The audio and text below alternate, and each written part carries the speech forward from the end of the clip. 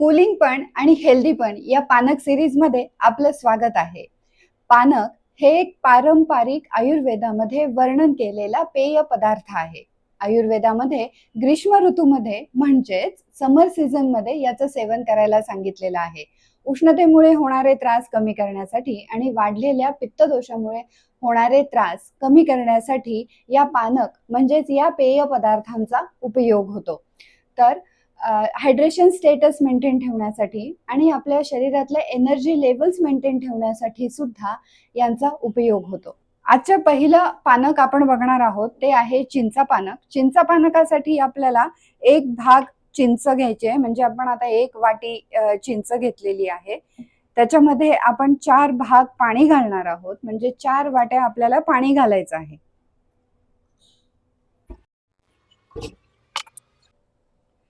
ही चिंच आपल्याला साधारणपणे 2 ते 3 तास भिजत घालायची आहे, जेणेकरून ती चिंच मऊ होईल आणि त्याचा पूर्ण कोळ निघून येईल. चिंच पूर्णपणे भिजली की साधारण तिला आपल्याला पूर्णपणे तिचा कोळ काढून घ्यायचा आहे आणि आपल्याला नंतर ती गाळून घ्यायची आहे. पूर्णपणे याचा कोळ काढून झाला की आपण ते गाळून घेणार आहोत.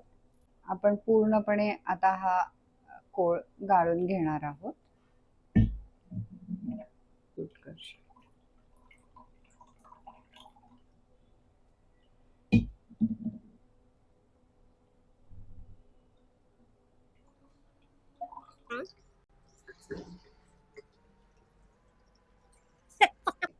आता या चिंचेच्या पाण्यामध्ये आपण 2 भाग म्हणजे 2 वाट्या खडी साखर घालणार आहोत.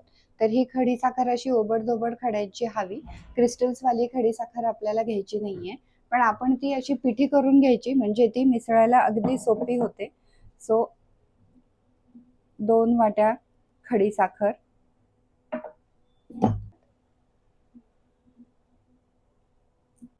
अर्धा चमचा सैंधव मीठ, अर्धा चमचा सुंठ पावडर, अर्धा चमचा मिरे पावडर,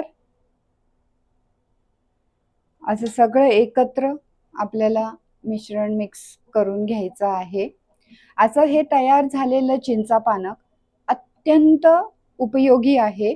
ज्या रुग्णांना भूक लागत नाही किंवा जेवण केल्यानंतर पोट खूप जड पडतं, गॅसेस पास होत नाहीत, किंवा पोट साफ होत नाही, पोट जड पडलेलं आहे, तोंडाला चव नाहीये, भूक अजिबात लागत नाही, अशा सगळ्या केसेसमध्ये तुम्ही चिंचा पानक घेऊ शकता. अत्यंत औषधी आहे आणि आयुर्वेदामध्ये याचं वर्णन पण आलेलं आहे. असं हे टेस्टी चिंचा पानक जरूर ट्राय करा. भूक वाढण्यासाठी, तोंडाची चव सुधारण्यासाठी, गॅसेस कमी करून पोट साफ करण्यासाठी. पानक सिरीज मधलं दुसरं पानक आहे गुड पानक. अत्यंत प्रभावी असं हे औषध म्हणून पण तुम्ही घेऊ शकता. आयुर्वेदामध्ये याचं वर्णन आलेलं आहे की हे श्रमहर म्हणून सांगितलंय, म्हणजेच थकवा लवकरात लवकर दूर करणारं. त्याच्यानंतर तृष्णाहर म्हणजे तहान लागल्यामुळे जो घसा कोरडा पडतो आणि थकवा खूप जास्त प्रमाणात येते, ते कमी करण्यासाठी अत्यंत उपयुक्त आहे. आणि बल्य असं त्याचं वर्णन आलेलं आहे, म्हणजे शक्ती देणारं, एनर्जी पुरवणारं, असं हे इमिजिएट ह्याचे बेनिफिट्स मिळणारं असं हे अत्यंत प्रभावी गुड पानक आता आपण पाहूया. गुड पानक बनवण्यासाठी साधारण एक 4 वेलची, त्याच्यानंतर अर्धा चमचा मिरे पावडर, अर्धा चमचा सुंठ पावडर आणि 1 वाटी गूळ, आणि गुळाच्या साधारण एक 4 पट पाणी असं घालून गूळ पूर्णपणे विरघळेल इतका वेळ आपल्याला ते ठेवायचं आहे. गूळ पाण्यामध्ये पूर्णपणे विरघळला की आपल्याला एकजीव करून घ्यायचं आहे पूर्ण. आता हे मिसळलेलं गूळ आणि पाणी याच्यामध्ये आपण अर्धा चमचा सैंधव मीठ, अर्धा लिंबू पिळणार आहोत, भीमसेनी कापूर, याच्यामुळे चव खूप छान येते, आणि थोडेसे तुलसीपत्र, एक साधारण 4 ते 5 तुलसीपत्र आपण घालणार आहोत. आणि परत आपल्याला हे सगळं मिश्रण एकजीव करून घ्यायचं आहे.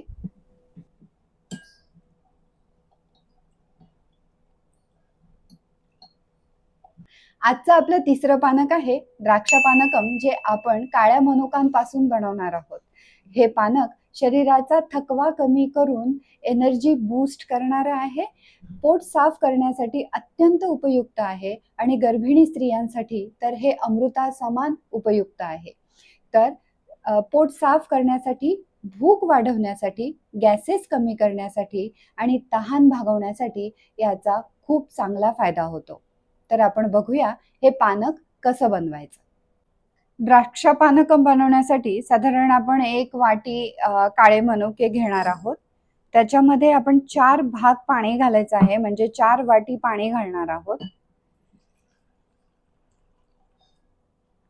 असं घातल्यानंतर हे आपल्याला साधारण एक 4 ते 5 तास भिजत ठेवायचं आहे, किंवा तुम्ही रात्रभर भिजत ठेवलं तरी चालणार आहे. मनुके पूर्ण भिजल्यानंतर मग आपल्याला त्या पाण्यासहित मिक्सर मधून त्याची पेस्ट करून घ्यायची आहे. मनुके पूर्णपणे भिजलेले आहेत आणि या पाण्यासहितच आपण आता त्याची मिक्सर मधून पेस्ट करून घेणार आहोत. अशी ही पूर्ण बारीक केलेली काळ्या मनुक्यांची पेस्ट आपल्याला घ्यायची आहे. यामध्ये आपण काळे मनुके भिजवलेलं पाणी पण घालणार आहोत. अर्धा चमचा सैंधव,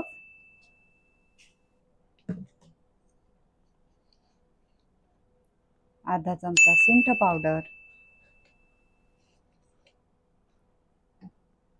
आणि अर्धा चमचा मिरेपूड असं घालून आपण पुन्हा ते एकत्र करून घ्यायचं आहे. असं सगळं एकत्र झालेलं आपलं द्राक्षा पानकम तयार आहे. अत्यंत गुणकारी, रिफ्रेशिंग, पोट साफ करणारं, पचनशक्ती सुधारवणारं आणि रक्तातील दोष कमी करून रक्त शुद्ध करणारं आणि इम्युनिटी वाढवणारं असं हे आवळ्यापासून बनवलेलं पानक आपण आता पाहणार आहोत.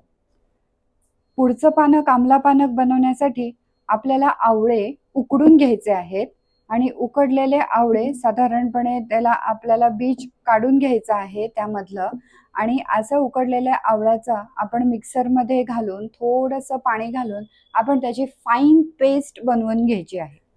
अशी ही फाईन पेस्ट केलेलं आवळा, त्यामध्ये आपण 2 भाग पाणी घालायचं आहे.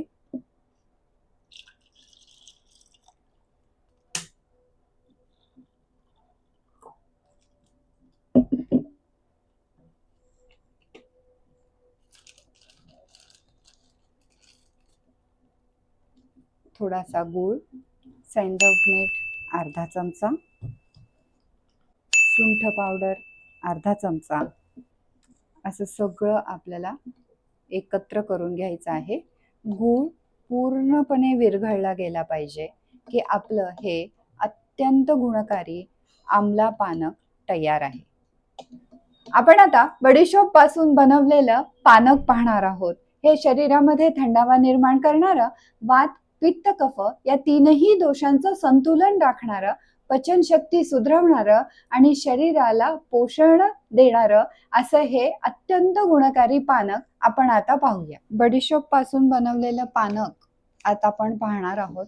त्यासाठी एक साधारण 2 ते 3 वेलचीचे दाणे, त्याच्यासोबत बडीशोप, 2 चमचे बडीशोप असं आपण साधारणपणे एक 4 पट पाण्यामध्ये रात्रभर भिजत घालायचे आहेत. आणि असं हे पूर्णपणे आपण भिजल्यानंतर मग आपण हे मिक्सर मधून ग्राइंड करून घेणार आहोत. ही रात्रभर भिजवलेली बडीशोप आहे, ती साधारणपणे तिचा रंग पण बदलतो आणि ती फुलते. तर अशी ही बडीशोप आपण पाण्यासहित मिक्सर मधून ग्राइंड करून घेऊयात. अशी ही पेस्ट मिक्सर मधून बारीक केलेली आपण चाळणीच्या सहाय्याने गाळून घेणार आहोत.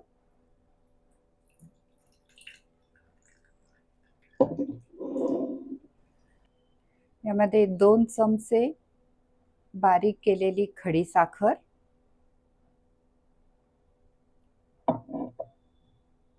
आणि अर्धा चमचा सैंधव मीठ आपल्याला घालायचं आहे आणि असं थोडंसं अजून एक ग्लासभर पाणी घालून आपण त्याला मिक्स करणार आहोत.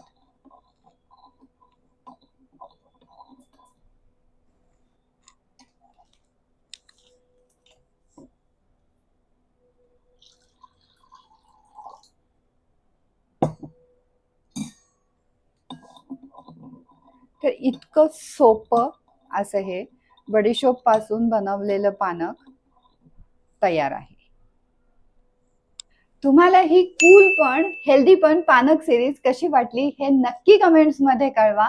हा व्हिडिओ जास्तीत जास्त लोकांपर्यंत शेअर करा, बेल आयकॉन दाबायला विसरू नका आणि चॅनल सबस्क्राईब करा. धन्यवाद.